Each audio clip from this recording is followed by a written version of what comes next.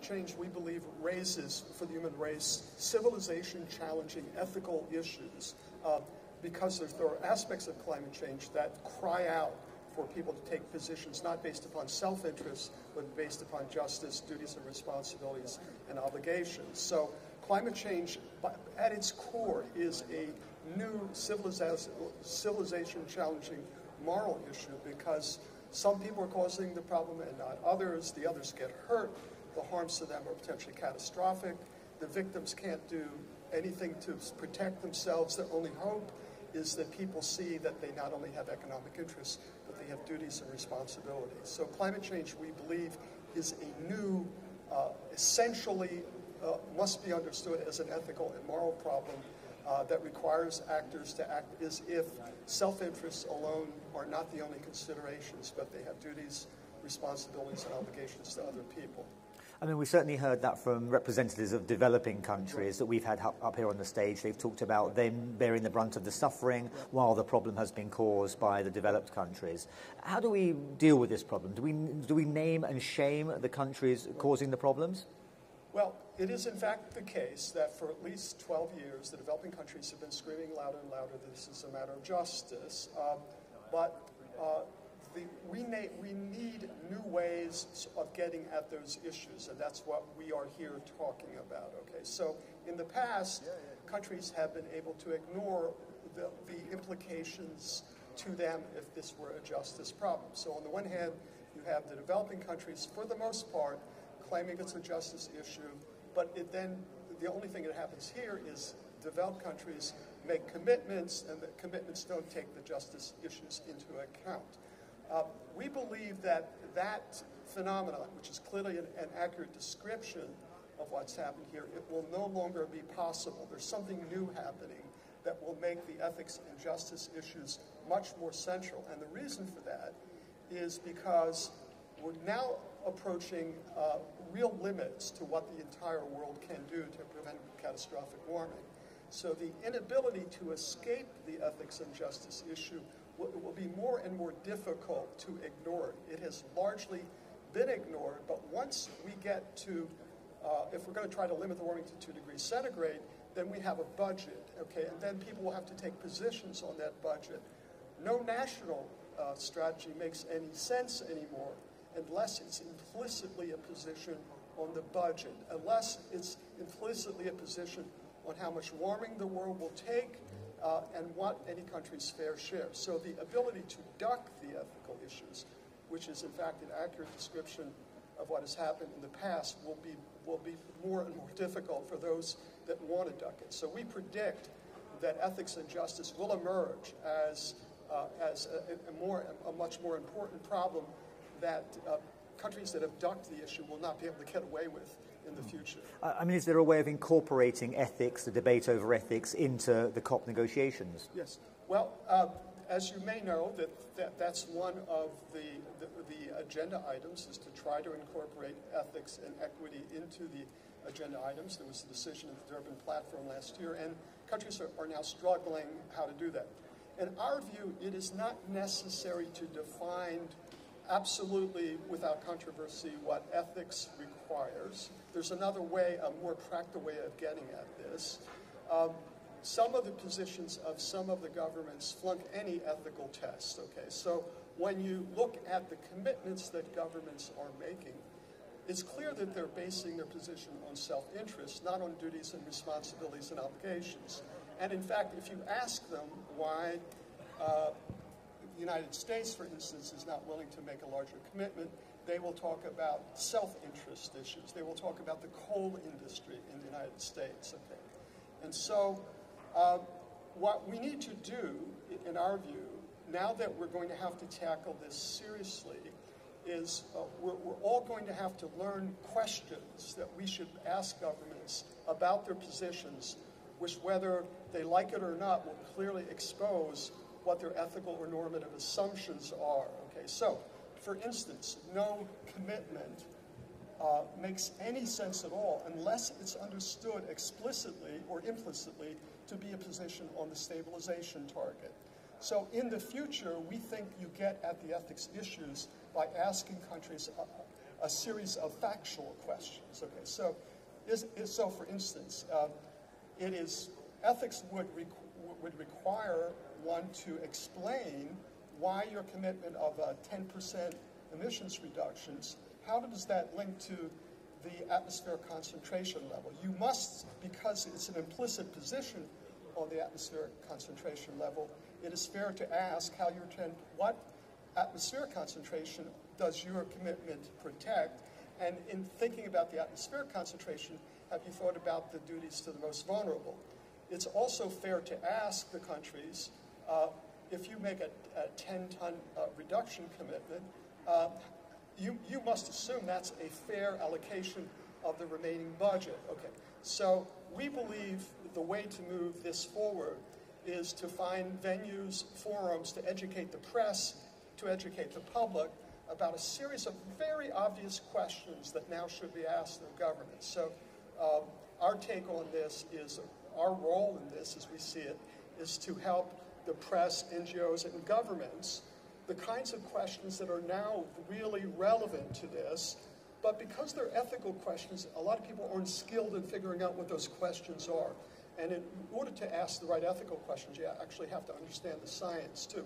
So a lot of people working on ethics don't understand the science. So we believe there are some people around the world that can help civil society ask questions which are designed to expose the ethical problems with the government's positions. And we think that's all doable. So that's what we're here trying to do, is to find the right forum, the right venue, to help educate people about the questions which will make transparent deeply ethically problematic positions of governments who are trying to ignore it. Okay, great, thank you very much. And we're talking about suffering in relation to climate change. How does that, obviously there is a lot of suffering, is growing. So. Yeah, there is a lot of suffering, and the core point here is what the what the Framework Convention is about, is how to make economic development, social well-being, and environmental protection work together. And so often what happens with environmental degradation is environmental degradation, including climate change, adversely affects other humans. And so at the core of the climate change conversation, human suffering is really a very large problem. It's not simply about the environment in some abstract sense. It's about what's happening to other people and other people all around the world. The other part of this, in terms of, because when you frame this issue in ethical terms, you create common ground between developing and developed countries. So often, as Don pointed out, the developing countries are saying, well, look, this is about our interest and our economies. The developing countries are talking about the harm that occurs to them. If you can get both the developed and the developing countries thinking about the ethical questions, if you can get them thinking in a common reference, frame of reference, you have the opportunity to get more ambitious outcomes, which is what everybody is talking about here. There's the subtext of this entire conversation here in Doha is about urgency, and a lot of folks are saying we need to do more, we need to do more, we need to do it more quickly, we're running out of time, and yet the debate sort of keeps going in ways, at least in negotiations, keep going in ways that seem not to reflect that. If you can reframe this conversation in ethical or moral terms for both developed and developing countries, you have an opportunity to create the kind of breakthrough that could get that could get results that are consistent with economic development and environmental protection and human well-being in both the developed and the developing world. Right. I mean, have efforts not already been made to include suffering in the debate? You know, the media certainly will focus on, you know, the several hundred victims of the typhoon that's just hit the Philippines, for instance. Yes. The developed world then often seems to suffer from sympathy fatigue, for want of a better phrase, simply because we've seen the suffering. It's very distant from our lives in the developed world, so shrug our shoulders and move on. I mean, how do you ensure that the debate stays current, stays relevant constantly? Well, you ensure that, I think, in two different kinds of ways. But one is simply getting developed countries to understand that there are a set of ethical questions that are implicated within their own framing of national self-interest. In other words, national self-interest is not just about costs and benefits to my country. National self-interest is also about the impact that I'm having on the rest of the world and how that is perceived. It's in some ways, it's the oldest question in the world in politics and in international relations, but understanding, I think, and just having civil society, having different people, including listeners to this program, including the participants here, asking their governments over and over and over again to think about the ethical consequences of their positions and the ethical implications of their positions, I think, provides an opportunity for that to happen.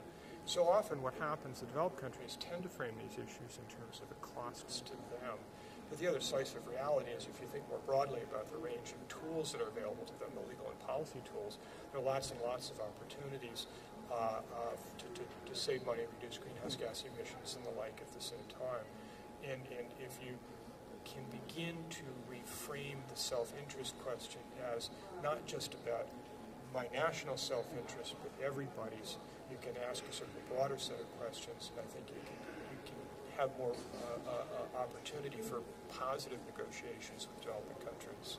Okay, thank you very much. So I've forgotten the subject we were going to specifically focus on. Well, I was mostly interested in the relationship between well-being and suffering. Okay, and climate change. And it seems to me that we have a general concern about well-being and suffering and social justice when we develop policies for a wide range of issues domestically and abroad.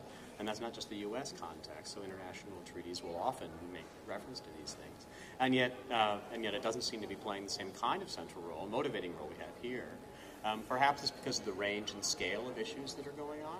But in that case, then it seems like it's even more important that the self-interest of the United States, when not taken to be simple short-term economic self-interest, should nicely dovetail with a lot of issues of distributive justice that are central to the ethical considerations at play here. So what we'd like is to see the specific policy formulations make explicit reference to the kinds of matters of distributive justice and the non-economic issues of well-being and suffering that are at play here. Right. I mean, have you seen much evidence of discussion here in the last 2 weeks here in Doha about on these particular issues? I mean, the very nature of the kind of people that come to these conferences kind of implies that we're all generally sympathetic, we're all interested in climate change, we're all interested in suffering, but in the wider world, how do you get this debate out into the wider world? Well, that's a very good question. One way in which we do it is we try to make events like this more transparent and more available, so that we have a wide range of listeners, like the ones listening to these sorts of climate TV events. We need to make the media more accountable to ask the kinds of questions that we're trying to ask here. Ask and hold to sort of the very tough questions about matters of justice, matters of suffering. Make them drive to the policymakers the kinds of questions, the ethical questions that we think are important. Right. I mean, in many ways, coverage of this conference in particular in the international media, despite the number of journalists here, has been minimal, often pushed off the front pages by pregnancy announced in the British royal family, for instance, which I find remarkable, but that's kind of the reality that we're living with now. I mean, how do you get people interested? I mean, are people losing interest in just by the sheer size and scale of the negotiations? Part of it is also a lack of understanding of the problem itself and the science behind the problem. Part of it is a lack of understanding that when I drive a large vehicle in the UK, that is directly harming and partly responsible for the floods in Pakistan or in Thailand. Okay, so part of the challenge is to help people understand connecting their behavior to the suffering in ways that, in the United States, for instance, very few people really understand the basic science. Once you really get the basic science, and there's another part of the basic science that most people don't get, is the extraordinary magnitude of the reductions that are necessary to prevent catastrophic harm and warming to the world, the steepness of the reductions. So the challenge is in part a challenge of getting people to understand the science better. Okay, once one understands the science, the ethical issues start to pop out at you in pretty dramatic ways. And by the way, a lot of people shy away from ethics because people think, and it is in fact true, some ethical questions people disagree about what ethics requires. But there are some ethical issues here, I would like to say, that even a monkey would get. It is unethical. So when the United States, I was a former employee of the United States on the U.S. delegation, and we tried to argue the Kyoto Protocol that only U.S. economic interests counted, okay. the people in South Africa, the small island states, they got that that was wrong. A monkey would get that that is wrong, okay? So bringing awareness to the ethical issues is inviting, actually focusing on things which are obviously unjust, okay? So I think there's actually hope that people will get the obvious injustice of physicians. There's a little bit of work of connecting the science of the behavior of people in the UK or the United States to the suffering, which is part of the challenge. But the science is quite clear that that link in fact, is there. So the people that really go to the ethics really understand the science well, okay? So they're religious leaders talking about ethics and justice, but don't have the real deep understanding of the science to help people see how you go from the science to the justice implications. So that's part of the challenge as we see it. Okay, that's great. There's one more just quick thing about that is when we talk about the ethical implications of climate change, we're talking about something everybody understands. Everybody works with an ethical system. A lot of people don't understand how the troposphere works and circulation patterns and all the complicated climate science, but everybody gets ethics on some level. Everybody gets morality on some level. And there are certain basic things that we all kind of agree on. And so what happens is if you can link the science back to the things that everybody pretty much cares about, everybody pretty much operates within, you have a way of taking the climate conversation and putting it into everybody's lives in ways that people can understand. And hopefully when you do that, you begin to see what some of the things are that need to be done.